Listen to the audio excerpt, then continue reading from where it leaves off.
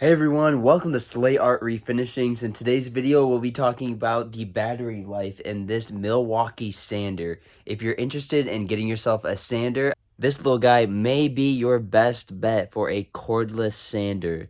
In this video, I'm going to go over some specs and how long that battery lasts. So I got this sander from Amazon for around $100 last summer, and so far I like it. It's got a nice, small, sleek design. It's easy to grab onto and manage to sand something with one hand.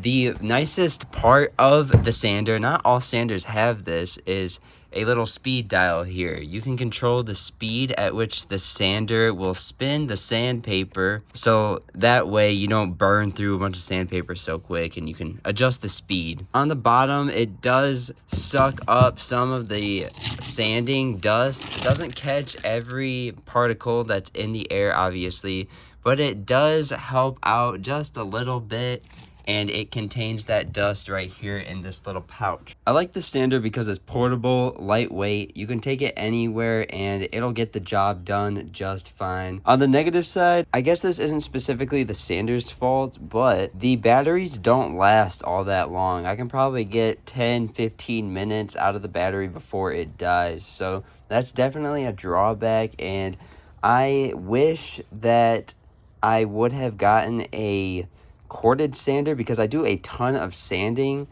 and a lot of different pieces that I work on. So if you're doing a ton of stuff just like me, you'll probably want to go for the corded sander. However, if you're just doing a single piece and it's just kind of a nice thing to have around the house, I mean, for the convenience, it's very nice. But if you're doing one or two pieces and that's it, I mean, the cordless can be the way to go. This is currently the dresser that I'm working on right now, and we're gonna put my Milwaukee sander to the test and see how quickly I can sand down this dresser right here.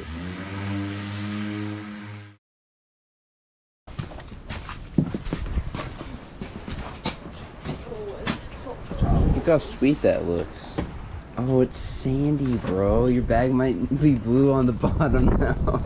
Oh no. Bye. Safe travels, man.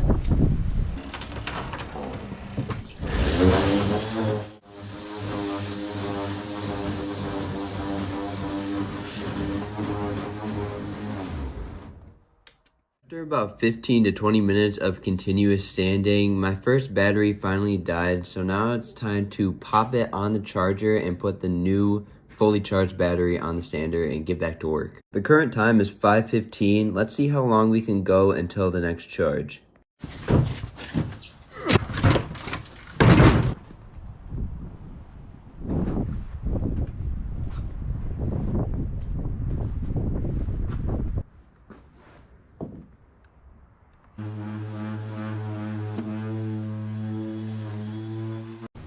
The time is now 3:43. My sander just died.